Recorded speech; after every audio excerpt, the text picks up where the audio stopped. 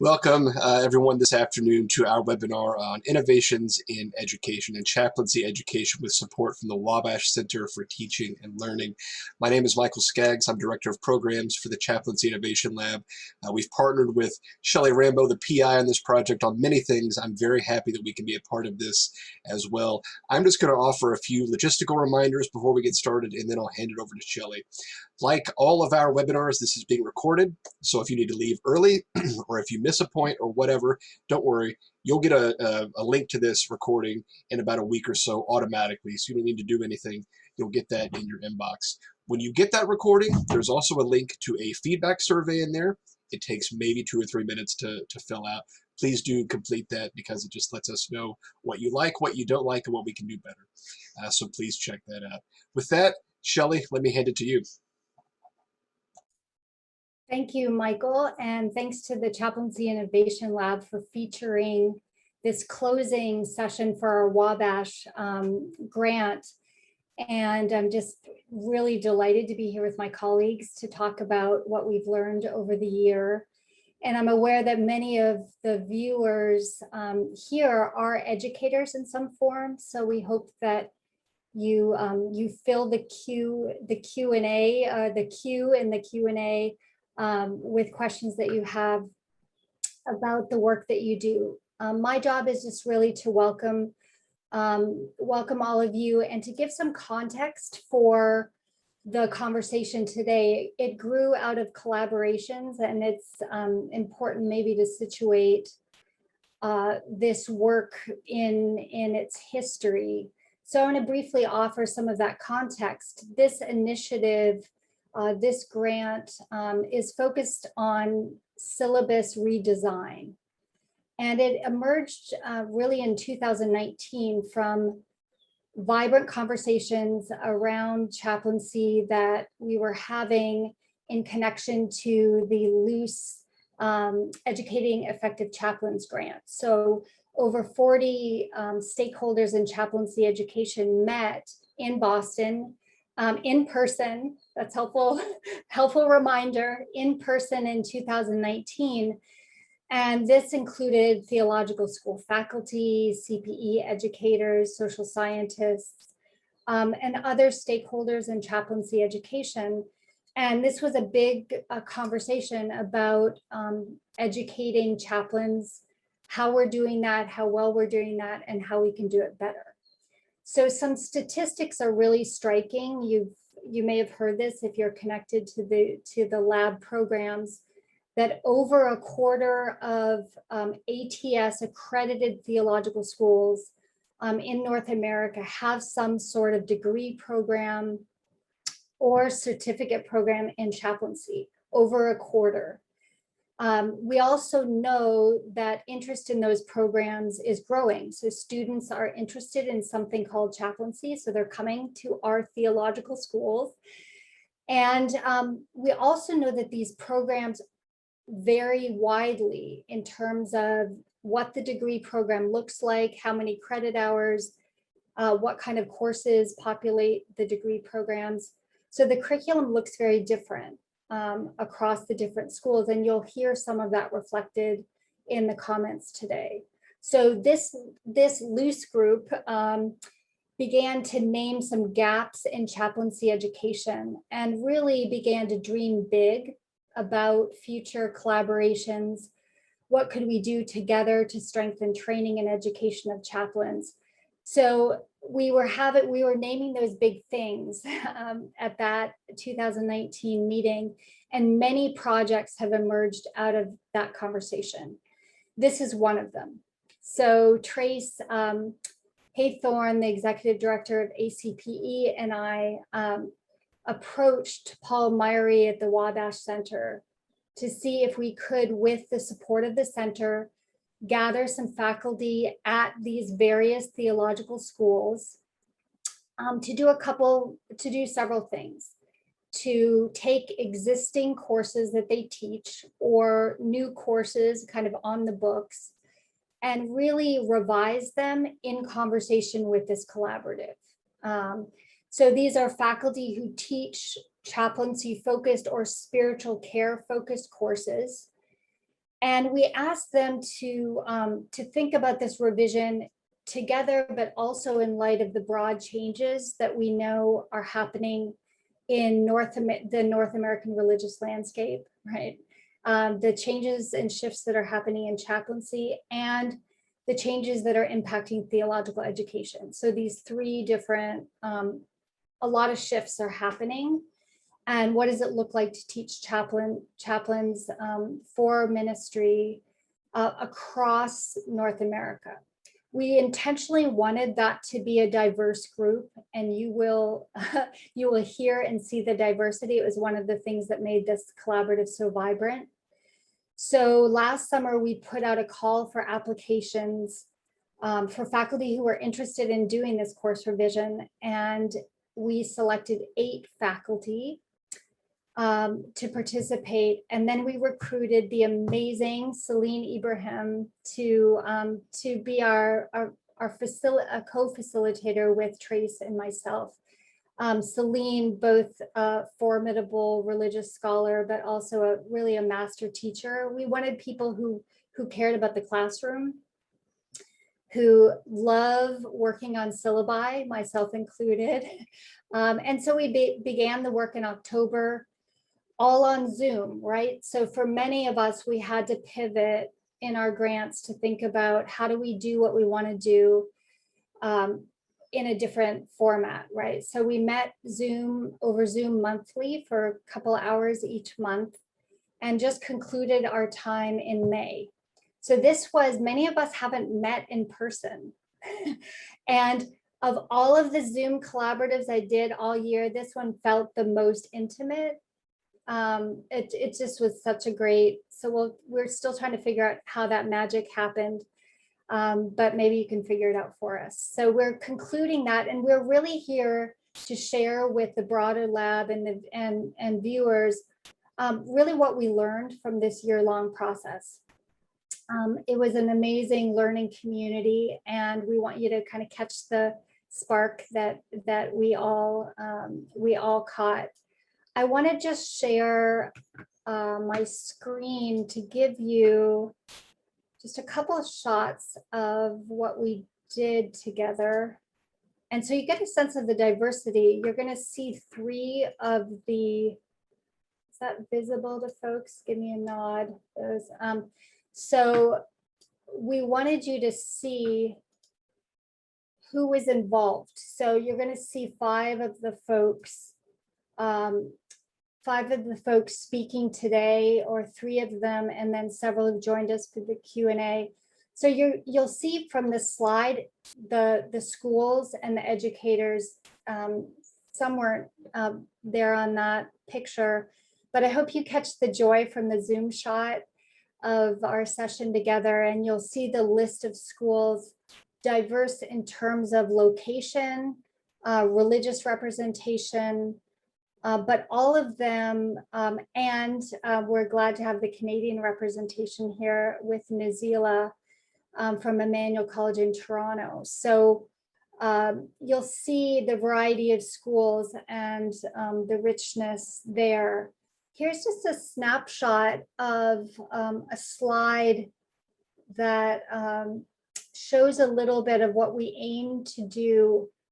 And what you're seeing is what's in the yellow box there, which is we concluded by having these 8 theological educators revise their syllabi. But so many other things happened during the year with aims to really equip people to situate the courses that they're doing in this broader landscape of chaplaincy, to foster a cohort of educators, which I think was really successful in this grant, and to support and empower faculty who are teaching in this area. That was extremely important to us. What we know is that although there are so many programs, we also know that many of the faculty are doing this work as the only faculty member at their school who's responsible for chaplaincy. So some of you are alone or have some support, but very little. So we're aware that this, the cohort also gives us a chance to have more company in the work. And Celine's asking, can I go back to the last slide? Oh, it flashed and disappeared. Okay, let me show it again, see if it, thanks for that, flagging that. It's good now. Is it good? Mhm. Can you still see it? All right, so I'll give you a little moment. Thanks, Celine. A little moment to linger on some of the objectives. And then, you know, our question became really, as our sessions got deeper and deeper, the question of what are we doing? It sounds like such a simple question, but you know, are we really equipping chaplains to do the work that they do? And to sit with that question and to share it together was really extremely rich. Okay. So on to the good stuff. We've asked three of our folks, Joel Burning, Julie Taylor, and Nazila Iskandarova, to share with us. So they're going to share briefly who they are, what they've learned, and then we'll leave ample time for Q&A. So Joel. Great, thank you, Shelley. Yeah, my name is Joel Burning. I'm a chaplain at New York Presbyterian Hospital here in Manhattan, and I'm also a certified educator in ACPE. So I am a practicing chaplain and a CPE supervisor here, and I've was recently enlisted by my alma mater, Union Theological Seminary, and Julie's alma mater, to teach a new class, a new offering in chaplaincy. And that, in very generic, that was the name of the class, chaplaincy. And it's situated inside a new concentration organized at Union for students who are interested in chaplaincy, a chaplaincy concentration. That said, there's already a pretty well-developed curriculum at Union that supports, the formation of chaplains. So I found myself on the one hand with like wide open space to be creative, but also trying to figure out what in it. I mean, if they already have offerings in theology and psychology, field education, social ethics, clinical ethics, pastoral care, trauma studies, there's CPE, like what's left? What is there left to teach about chaplaincy? And so what I ended up with the help of everyone here and the rest of the members of our cohort here kind of formulating was a class aimed at developing chaplain leaders, kind of broadly understood, people who would be members of our field or adjacent to our field, and lead, in thought, research, management as educators, reformers. And so I came up with a syllabus here towards developing some of those, the competencies to be like a chaplain leader. The three big streams or three highlights of the syllabus, things I'm excited about, but I can't really take credit for. Take the blame for, but not all the credit, because they're all shaped by the dialogue we had in this Wabash program.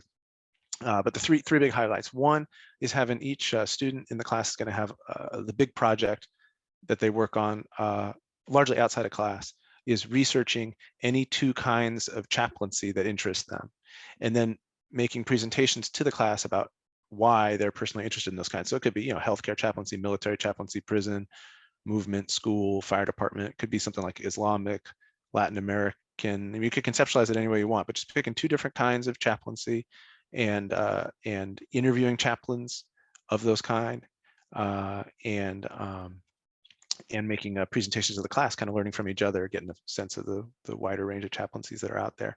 And it culminates in an essay finding similarities and differences between the two different kinds of chaplaincy and taking a stance on some issue within them. So that's one big thing that's going on. That's students' major project, research project.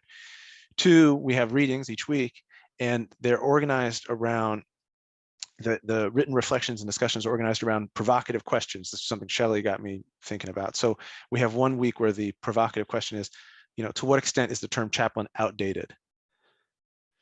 Another week, readings and discussion and writing about how much more is there to spiritual care than helping people feel heard. Another one about, does chaplaincy require strategic vagueness, to use a word from Wendy Catch? Does most spiritual care go to the people who need it the least? When would ministry of presence be harmful? Should board certification require endorsement? Does CPE have to be cruel? Should chaplains make diagnoses? So these are all just provocative questions. I mean, I have opinions on these and I'll probably share those in spirit of transparency, but it's not just me transmitting my answers, but they're questions to try to get students thinking critically about our field.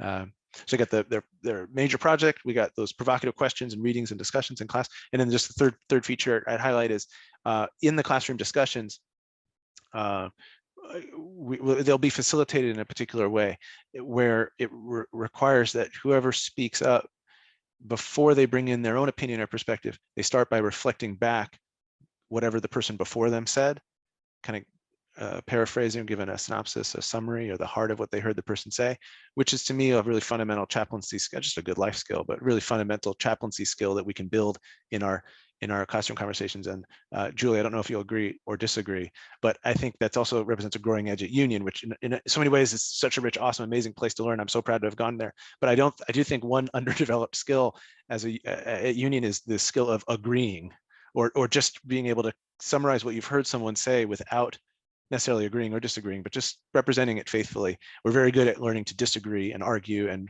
poke holes and tear down, and just building a skill of hearing each other and finding what we can resonate with in each other. Well, that'll be kind of the classroom format. So those are the highlights from my syllabus. That Shelley on task, does that make sense? Absolutely. Okay. Yeah, we can. Great. Q&A is going to be robust. I can already see some good questions coming from the Great. chat. So excellent. Julie? All right. Well, hi, everyone. My name is Julie Taylor.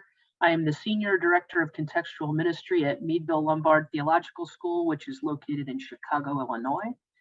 As the Senior Director of Contextual Ministry, I work with internships and all the kind of contextual pieces, which includes chaplaincy, which includes CPE. In addition to that, I am also part-time.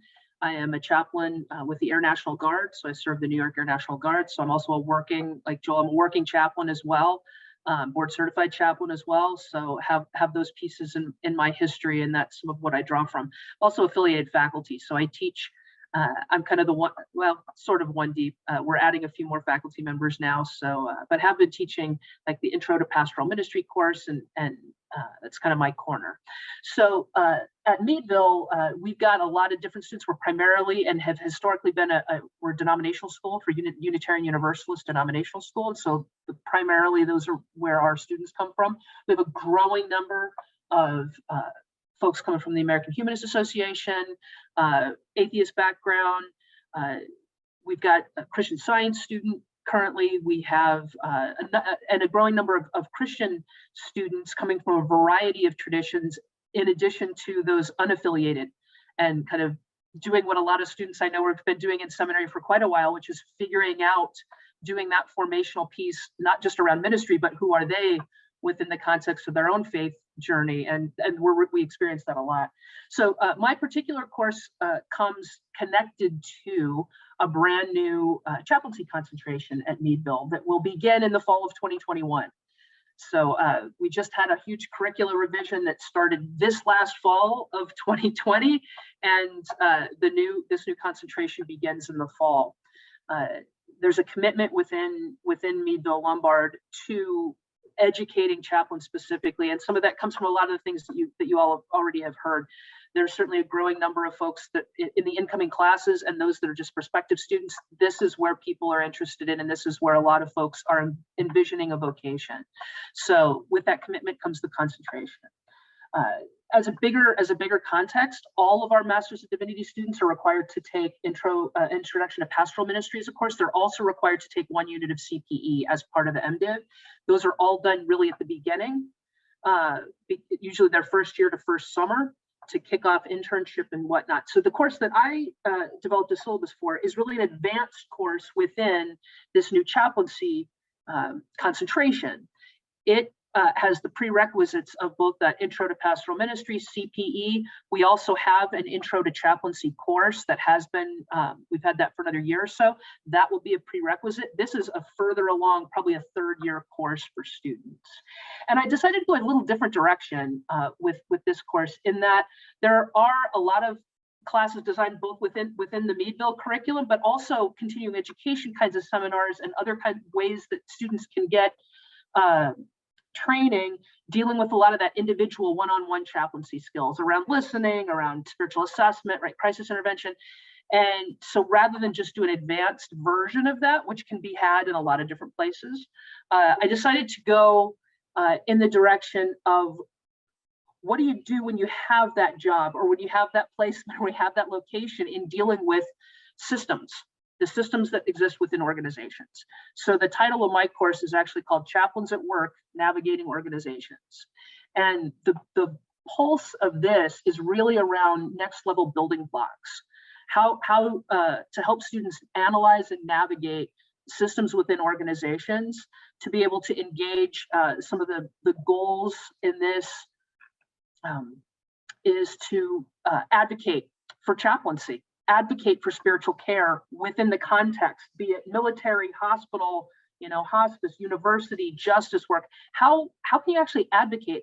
How do you talk about or write about within your organization why chaplaincy is important, and not just an add-on, or not just whatever? There's a lot, always, at least I've worked in a lot of different functions.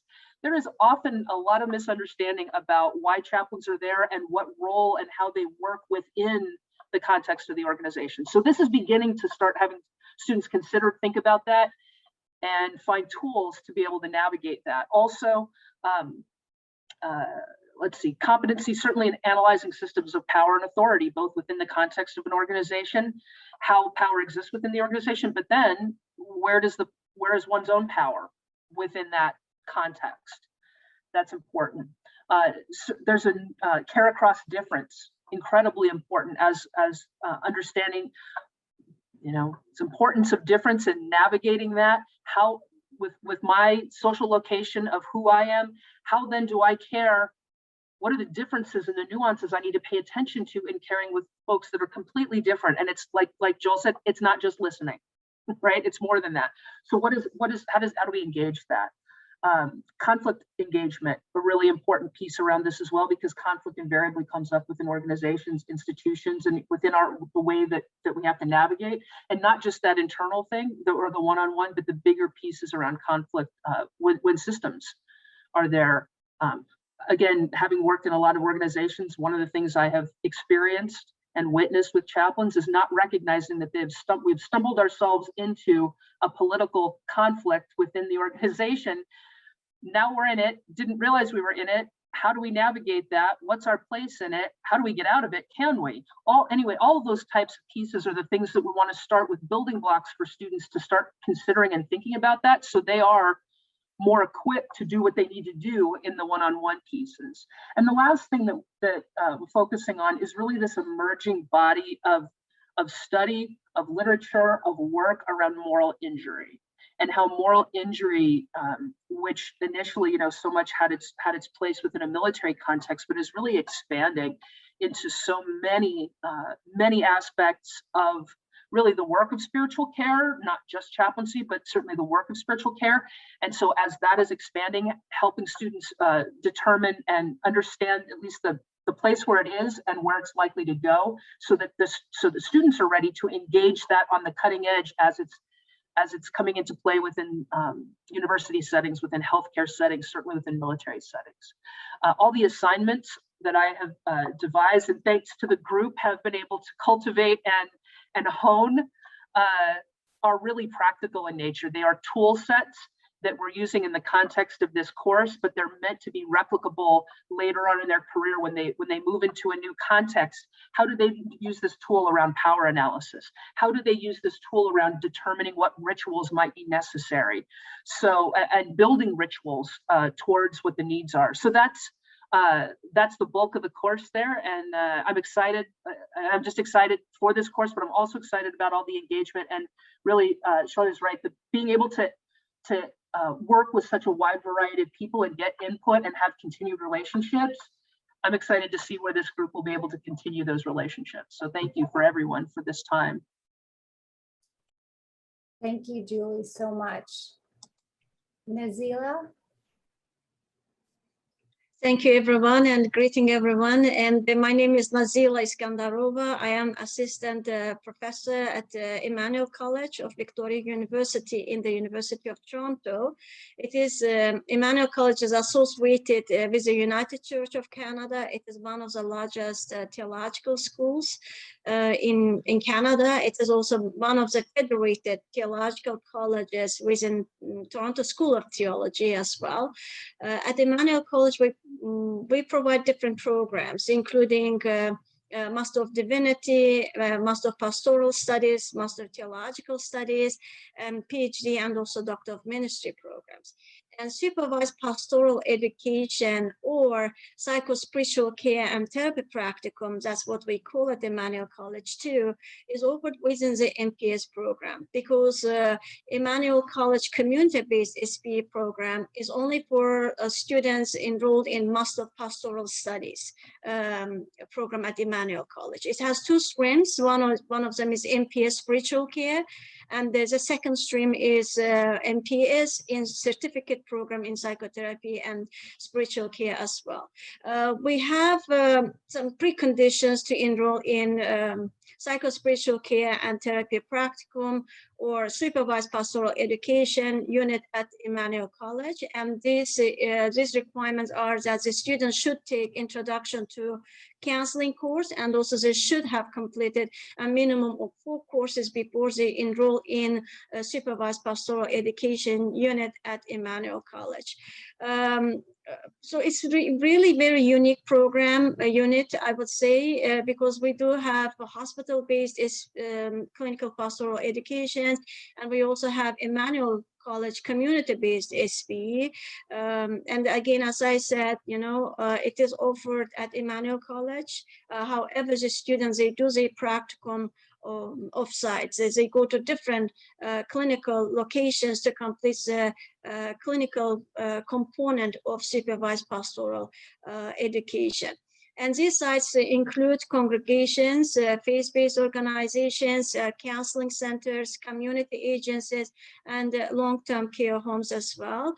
And we interview the students before we assign them to these sites. So we talk to the students before they choose these sites. So that depends on the background and also goals of students. For example, if the students, they are interested in working in hospital-based chaplaincy settings, and then we assign the students to the sites that meet their goals at the end. If the students, for example, they are interested in doing private psychotherapy practice later on, then we assign them to mental health agencies in order they meet their goals as well.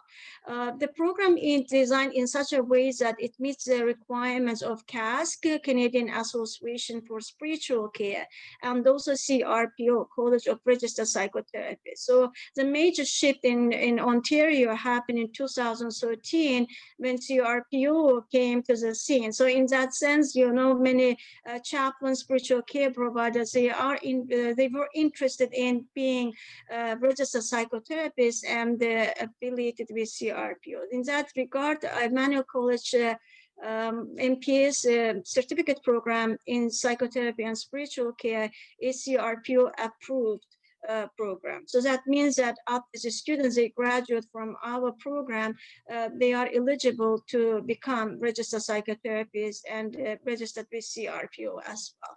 So Emmanuel College SPE unit explores the theological and also kind of applied aspects of CPE and PCE. And it is located in the intersection of the theology of caring, grief, and loss, but at the same time of social sciences, particularly psychotherapy and social psychology, family therapy, and etc. We emphasize multidimensional assessments, and also the different application of spiritual, therapeutic, supportive, educational, and also strategies for individuals and also groups and families as well.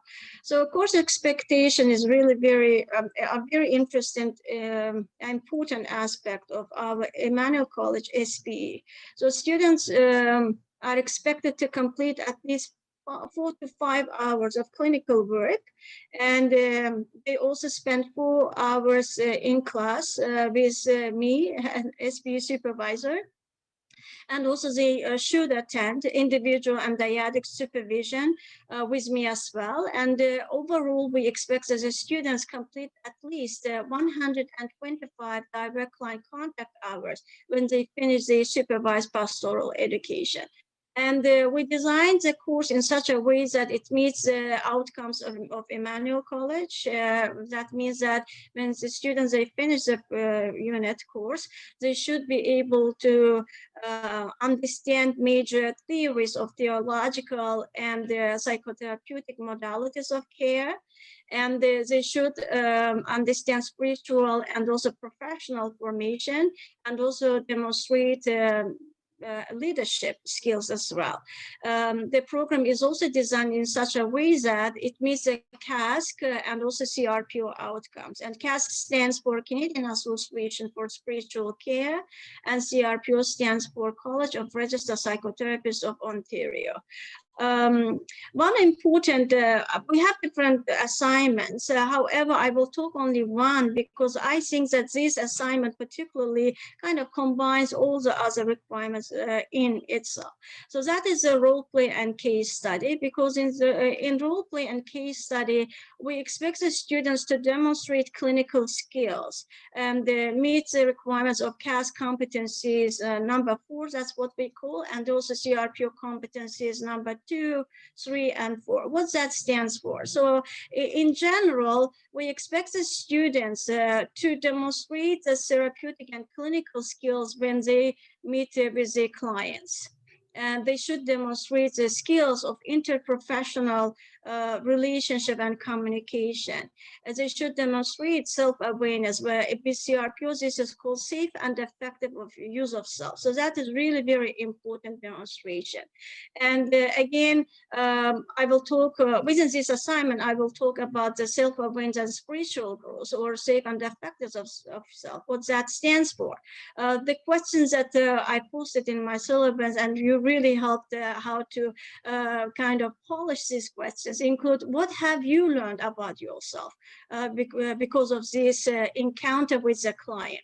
How do your own values, theological, religious, philosophical beliefs and assumptions influence the care you provide? How has this encounter influenced your own values, theological, religious, philosophical beliefs and assumptions? What issues arose during the encounter that should be discussed in group and also individual supervision? And students are also expected to do relevant research before they present the role play and also case study. So this is only one assignment, but besides that, we have a book review report and 10 reflection reports as well.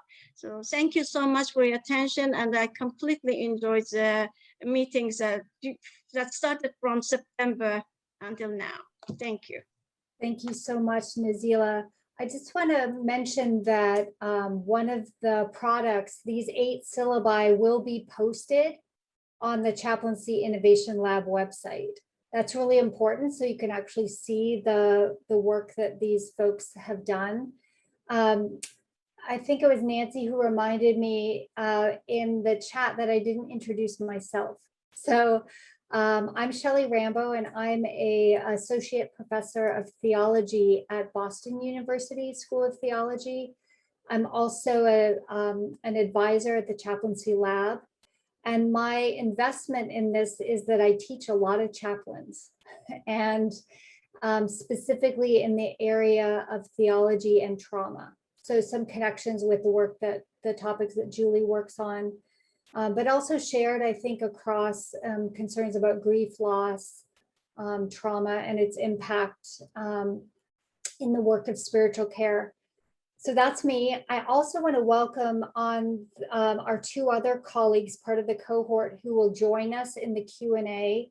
We have Dwight Friesen, who teaches at the Seattle schools, waving at us, and Lee Miller, who is joining us by audio. Oh, and Jeannie as well. So Lee is at Maitripa College in Portland, and Jeannie, I think maybe on an airplane or an airport. So Jeannie, welcome. We're joining the others for the Q&A, and Jeannie is at Perkins School of Theology. So we have almost all of our cohort represented. But thanks to those who agreed to prepare comments. Michael, do you want to guide us into the Q&A? We have a good 20 minutes or so. Yeah, absolutely. And we have some great questions here. So they're a little long, but that's good. And that just means they're detailed. So give me a second to ask them. And most of these are not directed at anyone in particular. So I'm just going to ask them, and whoever feels moved can answer them. So Sarah asked, I would love to hear what the group has learned about the tension between teaching chaplaincy as a general discipline versus teaching particular types of chaplaincy, prison, military, etc. How can an educator have experience in one sector and teach others in a different sector, or teach it more generally? I think the question is just, what is the difference between chaplaincy at this level and then down sort of in the trenches? Thank you, Sarah.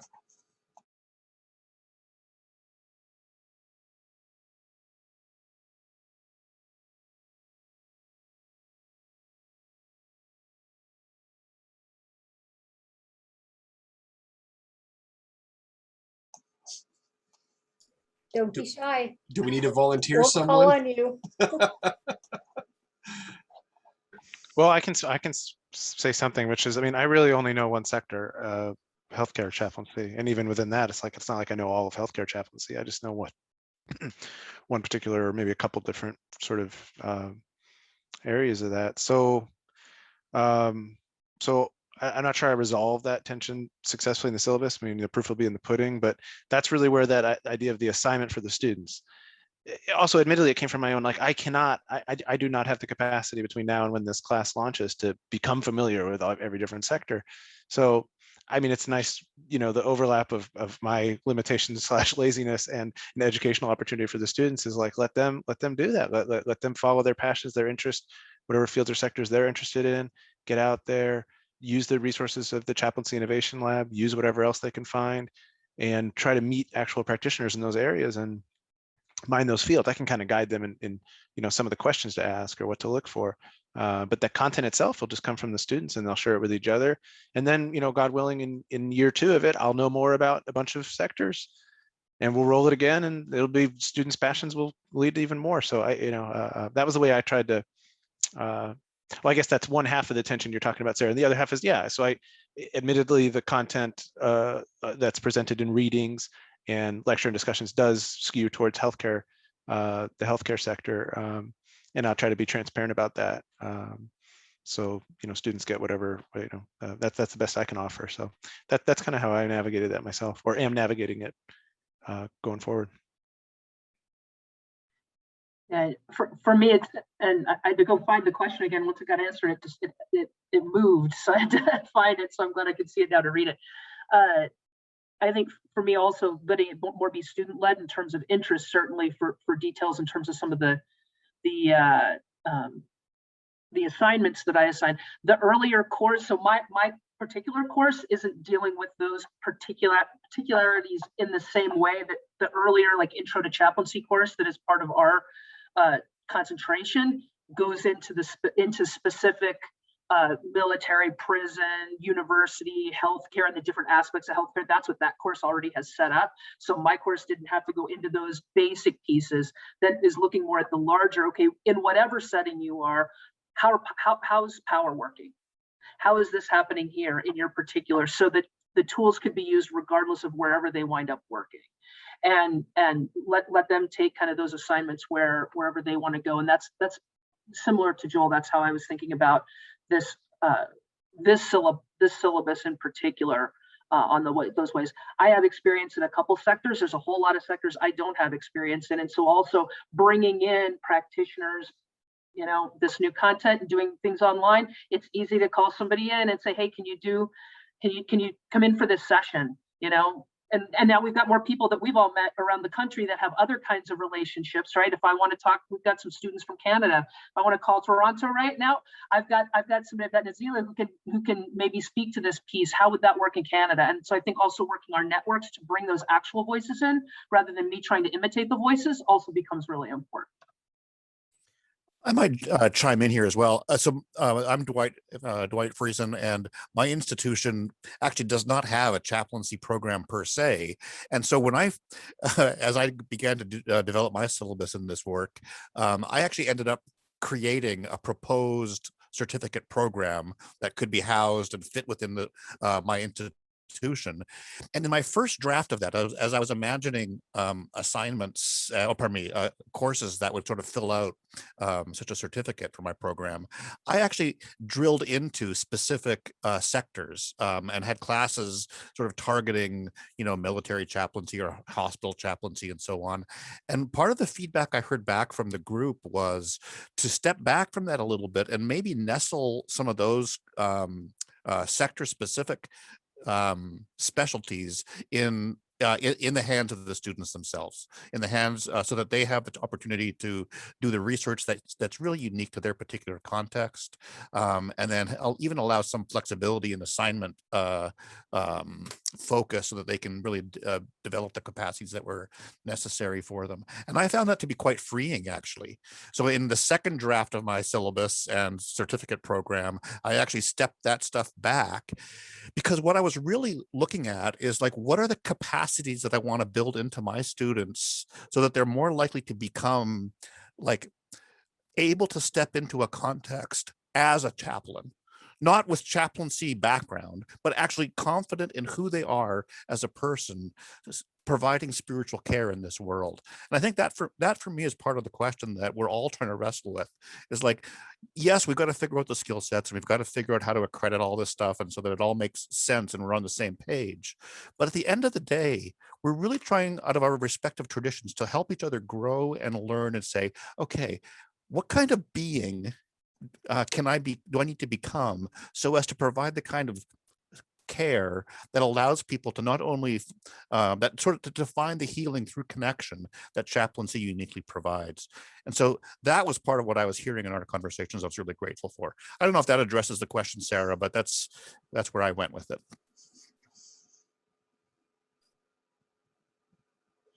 Thank you all. Another question, I think this is really important. The Humanist Canada has started an accreditation process to develop humanist chaplains for Canadian institutions and clientele. What kinds of curriculum amendments, additions, etc. are your schools doing to incorporate secular chaplains who want to serve an institution not as a religious representative?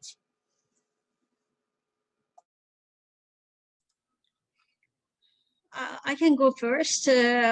Very important question, because the question reflects the multi-phase kind of changes that we witness in Western society. So first heard the term a few years ago in Norway and also in Denmark, where they talked about the humanistic chaplaincy in different settings, including in prison setting, military setting, and also in hospital setting as well.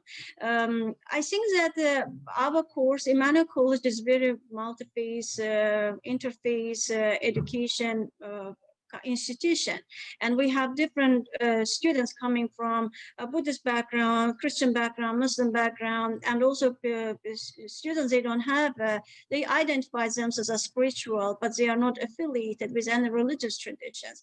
And we designed the program and also the syllabus in such a way that it includes different readings and also different case studies, definitely and role-based, because this during the practicum, students meet with clients who don't have any religious affiliation. They identify themselves spiritual, or even they don't identify themselves as spiritual.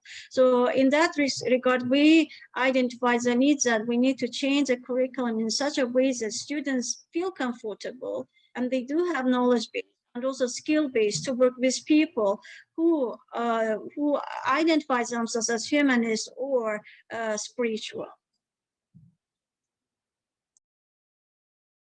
So I just want to underscore that this question is so rich, because when you start thinking about your courses in relationship to the broad landscape of what's happening, what's emerging,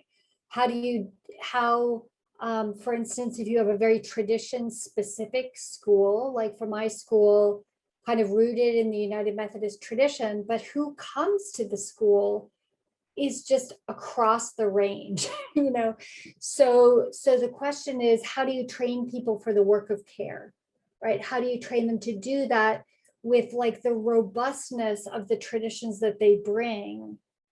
And then what happens in the classroom is like generative and rich and generous. So how does your curriculum welcome that diversity, honor traditions and wisdom traditions that people bring?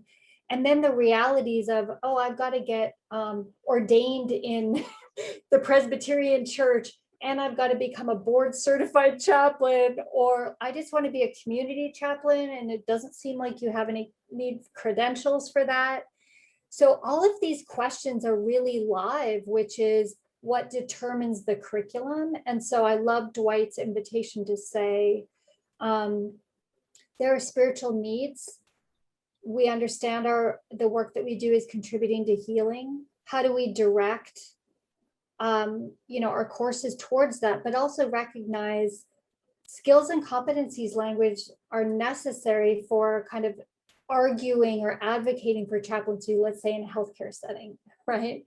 You're not just a big heart floating in the hallways. Like you have to, have some research competencies to partner with, other care providers. So all of that, I think, is makes it very lively to say, the humanist chaplain is sitting in the classroom with the Muslim chaplain and the Southern Baptist chaplain, and they may be training for different sectors of chaplaincy.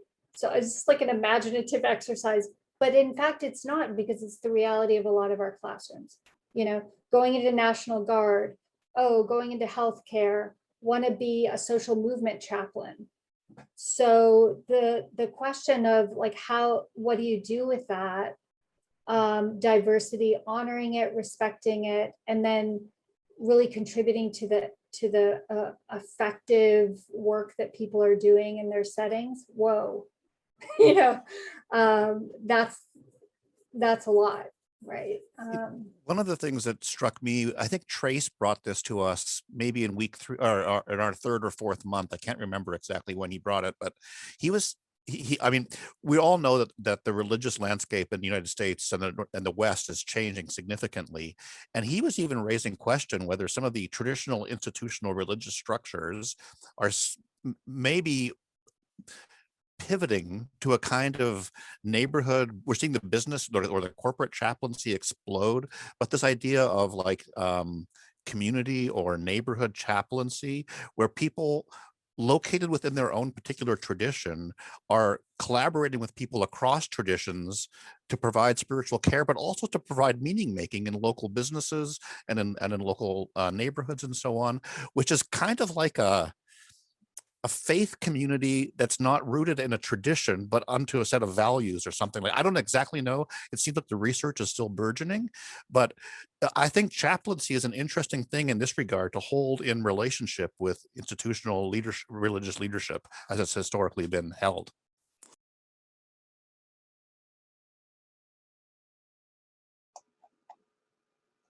So we have a question about healthcare chaplaincy, but I think it's significant because it applies basically to everyone who's being trained as a chaplain. There is ongoing confusion in hospital chaplaincy regarding how chaplain support differs from that offered by social work when the support is not specifically religious or spiritual? How can chaplain education better help chaplains understand and explain their specific role in a society that increasingly identifies as being not religious? It's a great question.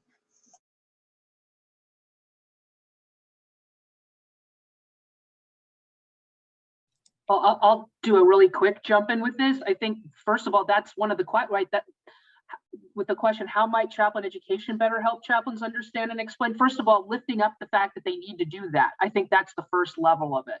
That I know, our students go take their first unit at CPE. They're brand new, they haven't even doing residencies and all. It may not occur to them initially that they need to recognize, well, what is the difference? And how do I talk about that in a way that's not a versus, or it's not just a, well, we do this, we know you do that, but we do that. How do they even engage it? I think one of the ways that educating chaplains to do is, first of all, recognize they need to start figuring those pieces out and explore and expand their own understanding of what they personally can do, but also not just about their personal place, but what is chaplaincy as a vocation provide, and then that's a general place within the education program. And then wherever they wind up serving, they need to also learn and understand how chaplaincy is different than, let's say, social work at that institution, because there are going to be generalities, but there's always going to be specifics that are going to be different in how it's integrated, what's the historical placement for it, where's the power lie within it. And so all of those pieces need to be there. But I think it starts with awareness that those dynamics and those tensions are going to be there, and not just for me, it feels irresponsible for me as an educator to let them go and start on that road, knowing that that's going to be an obstacle, without letting them know, hey, this obstacle might be there. Let's start considering it now.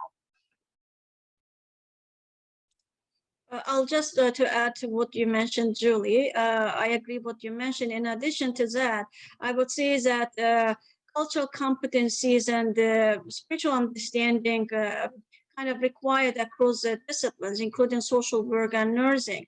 However, when you look at the education requirements for social work and also nursing, for example, or occupational therapy, you see that they don't have a tremendous knowledge base in terms of theological and religious understanding and spiritual understanding of the client.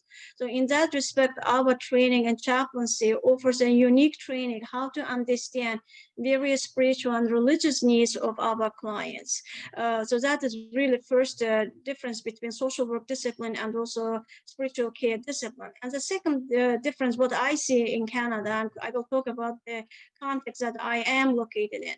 So social workers in the hospitals, they are so busy, and for example, with admission, discharge, and different things. So they don't have much time to spend with clients to address the existential crisis, moral dilemma, for example, or suffering and grief and loss. And in that respect, chaplains, they are unique healthcare providers that address those needs in hospital healthcare settings.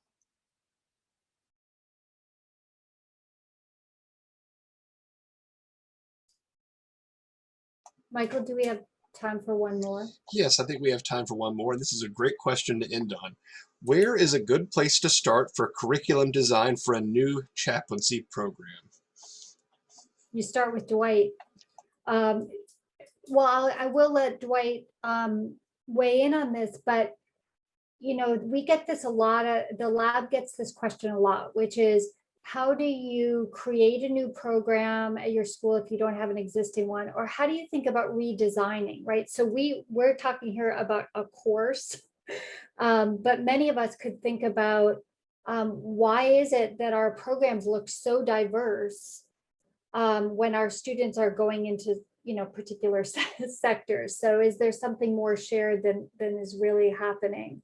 So I just want to give up a lot of questions, but the lab is working on some materials. For one is an ebook on how to start, what to think about if you're thinking, your school's thinking about starting a program. So some of this stuff is, we're realizing the need for, or the interest in the need, and for some guidance. So I'll just say, maybe the quickest way to say that is keep looking on the lab's website for in the late fall. for the person who's asking that question, in November and December, some things will be posted. Quick answer. Well, Coming. since you give me a shout out, Yeah. I would say this lab, I could not have created what I created without my participation in this lab and working with my colleagues in this space. Honestly, I've been at my institution for almost 20 years. The entire time I've been there, we have a strong theological, cultural, and psychological emphases and degree programs. We've talked about chaplaincy the entire time, and we've never built anything. We've never designed anything. And when this opportunity came up, I was like, I mean, this seems like the chance to learn something and to throw something together. And I'm actually super proud about what I've created. To be honest, what I've put together it right now is an institutional work of fiction. My school has not pulled the plug. They have not invited me to teach the class or to develop the program or certificate, but it's a starting place, and it's a piece of fiction that's nestled within a context of a real institution. With Shelley's help, I was able to go back and re-look through all of our course catalog and see what do we have already that we can build on. All that to say is listening to my colleagues here and locating myself where I am. I feel like this cohort was able to help me like bring those things into a more beautiful dance of sorts. And there's something about working with colleagues and listening to people from different traditions that just opens you up and enlarges your imagination for what is possible. And so I'm really grateful. So I hope you have a chance to take a look at it. It's just a starting place. And I'm sure, like all of us, we would welcome any questions. If you want to reach out and follow up, you'd be welcome to do so. Thank you. I think I just want to say one thing in closing, which is there was a lot of energy of faculty who are interested in doing this. Wabash was generous to support it, but they don't tend to like do the same thing over. So if you're really excited to as a faculty member, or even someone working as a CPE supervisor working on didactics, if there's energy around this, just contact the Chaplaincy Lab, and we'll use that growing energy to see if we can continue some of these kind of initiatives. I think Celine is having connectivity problems. Okay. So Celine put that wonderful comment in the chat, and also directed everyone to the website where the syllabi will be and more about this initiative. So thanks, Celine. Thank you all for being with us. If you have any questions about anything that you've heard, or you would like to ask someone a question, just send it to me. That can get to me at info@chaplaincyinnovation.org. Just info@chaplaincyinnovation.org. I'm happy to answer any questions, field them out, and pay attention to the website as these materials become available, both from this project and others related to education. All of that will go on the website. In our newsletter, we'll make sure that you know about it. Thank you all very much. Thank you, Shelley, for bringing this all together. It's wonderful to be with you, and we will see you all later. Bye-bye. Thanks, folks.